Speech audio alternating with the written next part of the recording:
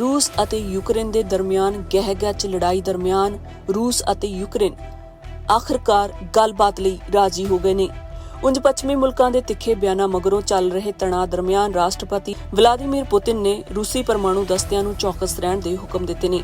ਦੱਸ ਦਈਏ ਕਿ ਪੁਤਿਨ ਦੇ ਸਖਤ ਰਵੱਈਏ ਮਗਰੋਂ ਹੀ ਯੂਕਰੇਨ ਵਾਰਤਾ ਲਈ ਰਾਜੀ ਹੋਇਆ ਹੈ। ਉਧਰ ਕਈ ਹਵਾਈ ਅੱਡਿਆਂ, ਇੰਧਣ ਕੇਂਦਰਾਂ ਅਤੇ ਹੋਰ ਅਹਿਮ ਅਦਾਰਿਆਂ ਉੱਤੇ ਹਮਲਿਆਂ ਮਗਰੋਂ ਰੂਸ ਫੌਜ ਐਤਵਾਰ ਨੂੰ ਯੂਕਰੇਨ ਦੇ ਦੂਜੇ ਸਭ ਤੋਂ ਵੱਡੇ ਸ਼ਹਿਰ ਖਾਰਕੀਵ 'ਚ ਦਾਖਲ ਹੋ ਗਈ। ਉਸ ਵੱਲੋਂ ਦੱਖਣੀ ਖਿੱਤੇ 'ਚ ਸਥਿਤ ਰਣਨੀਤਿਕ ਬੰਦਰਗਾਹਾਂ ਤੇ ਵੀ ਕੰਟਰੋਲ ਕਰਨ ਦੀਆਂ ਕੋਸ਼ਿਸ਼ਾਂ ਕੀਤੀਆਂ ਜਾ ਰਹੀਆਂ ਨੇ। रूसी फौज ने खारकीव च एक गैस पाइपलाइन ਨੂੰ ਉਡਾ ਦਿੱਤਾ। ਖਾਰਕੀਵ ਖੇਤਰੀ ਪ੍ਰਸ਼ਾਸਨ ਦੇ ਮੁਖੀ ਓਹੇਲ ਸਿਨੇਹੋਬੋਵ ਨੇ ਲੋਕਾਂ ਨੂੰ ਇਹ ਕਿਹਾ ਕਿ ਉਹ ਆਪਣੇ ਘਰ ਛੱਡ ਕੇ ਨਾ ਜਾਣ ਅਤੇ ਯੂਕਰੇਨੀ ਫੌਜ ਰੂਸ ਨੂੰ ਟੱਕਰ ਦੇ ਰਹੀ ਹੈ। ਕੀਵ ਦੇ ਮੇਅਰ ਮੁਤਾਬਕ ਵਾਸਿਲਕੀਵ 'ਚ ਹਵਾਈ ਅੱਡੇ ਨੇੜੇ ਇੱਕ ਤੇਲ ਦੇ ਡਿਪੂ 'ਚ ਅੱਗ ਮਗਰੋਂ ਧੂੰਆਂ ਅਸਮਾਨ 'ਚ ਫੈਲ ਗਿਆ। ਯੂਕਰੇਨ ਨੇ ਰੂਸੀ ਫੌਜ ਨੂੰ ਰਾਜਧਾਨੀ ਕੀਵ ਅੰਦਰ ਦਾਖਲ ਹੋਣ ਤੋਂ ਰੋਕਿਆ ਹੋਇਆ ਹੈ।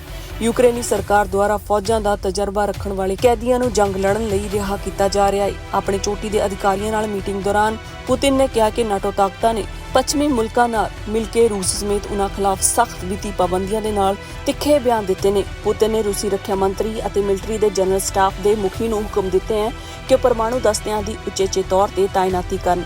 ਉਧਰ ਨਾਟੋ ਦੇ ਸਕੱਤਰ ਜਨਰਲ ਜੇਨਸ ਸਟੋਲਟਨਬਰਗ ਨੇ ਪੁਤਿਨ ਦੇ ਰਵੱਈਏ ਨੂੰ ਖਤਰਨਾਕ ਅਤੇ ਗੈਰ ਜ਼ਿੰਮੇਵਾਰਾਨਾ ਕਰਾਰ ਦਿੱਤਾ ਹੈ। ਅਮਰੀਕਾ ਨੇ ਵੀ ਕਿਹਾ ਹੈ ਕਿ ਰੂਸ ਪਰਮਾਣੂ ਹਮਲੇ ਦੀ ਧਮਕੀ ਦੇ ਰਿਹਾ ਹੈ। ਯੂਕਰੇਨ ਦੇ ਰਾਸ਼ਟਰਪਤੀ ਵਲੋਦੋਮੀਰ ਜ਼ੈਲੈਂਸਕੀ ਨੇ ਕਿਹਾ ਹੈ ਕਿ ਯੂਕਰੇਨੀ ਅਤੇ ਰੂਸੀ ਵਫਦ ਬਿਨਾਂ ਕਿਸੇ ਅਗਾਊਂ ਸ਼ਰਤ ਤੋਂ ਬੇਲਾਰੂਸ 'ਚ ਮੁਲਾਕਾਤ ਕਰਨਗੇ। ਉਧਰ ਰੂਸੀ ਵਫਦ ਗੱਲਬਾਤ ਲਈ ਬੇਲਾਰੂਸ ਦੇ ਸ਼ਹਿਰ ਹੋਮੇਲ 'ਚ ਪਹਿਲਾਂ ਹੀ ਪਹੁੰਚ ਚੁੱਕਾ ਹੈ। ਰੂਸੀ ਤਰਜਮਾਨ ਦਮਿਤਰੀ ਪੈਸਕੋਵ ਨੇ ਕਿਹਾ ਹੈ ਕਿ ਵਫਦ 'ਚ ਫੌਜੀ ਅਧਿਕਾਰੀ ਅਤੇ ਕੂਟਨੀਤਿਕ ਸ਼ਾਮਲ ਨੇ। ਗੱਲਬਾਤ ਦੇ ਸਮੇਂ ਬਾਰੇ ਕੋਈ ਜਾਣਕਾਰੀ ਨਹੀਂ ਦਿੱਤੀ ਗਈ ਹੈ ਕਿ ਉਹਨਾਂ ਦਾ ਮੁਲਕ ਰੂਸ ਨਾਲ ਸ਼ਾਂਤੀ ਵਾਰਤਾ ਲਈ ਤਿਆਰ ਹੈ, ਪਰ ਇਹ ਬੇਲਾਰੂਸ 'ਚ ਨਹੀਂ ਹੋਣੀ ਚਾਹੀਦੀ। ਉਹਨਾਂ ਗੱਲਬਾਤ ਲਈ ਵਾਰਸਾ, ਬ੍ਰੈਟਿਸਲਾਵਾ, ਇਸਤਾਂਬੁਲ, ਬੁਡਾਪੈਸਟ ਜਾਂ ਬਾਕੂ ਦੇ ਨਾਮ ਸੁਝਾਏ ਸਨ।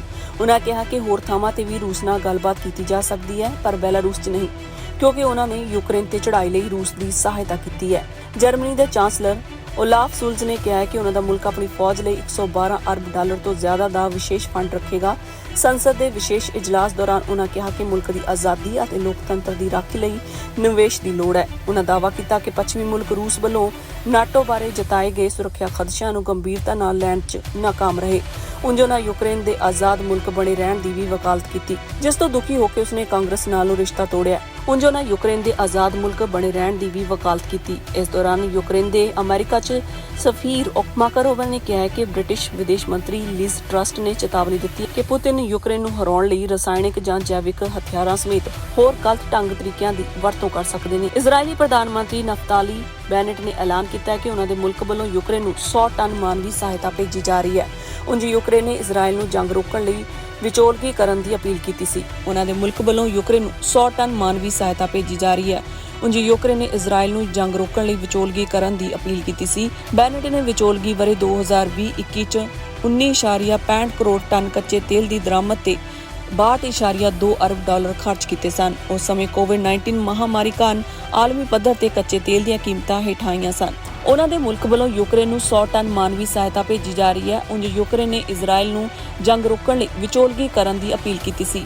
ਬੈਨੇਟ ਨੇ ਵਿਚੋਲਗੀ ਬਾਰੇ ਤਾਂ ਕੁਝ ਨਹੀਂ ਕਿਹਾ, ਪਰ ਖੂਨ ਖਰਾਬਾ ਰੋਕੇ ਜਾਣ ਦੀ ਵਕਾਲਤ ਕੀਤੀ ਹੈ। ਸੰਯੁਕਤ ਰਾਸ਼ਟਰ ਦੀ ਰਿਫਿਊਜੀ ਏਜੰਸੀ ਨੇ ਕਿਹਾ ਕਿ ਕਰੀਬ 3,68,000 ਯੂਕਰੇਨੀ ਗੁਆਂਢੀ ਮੁਲਕਾਂ 'ਚ ਪਨਾਹ ਲਈ ਪਹੁੰਚ ਚੁੱਕੇ ਨੇ।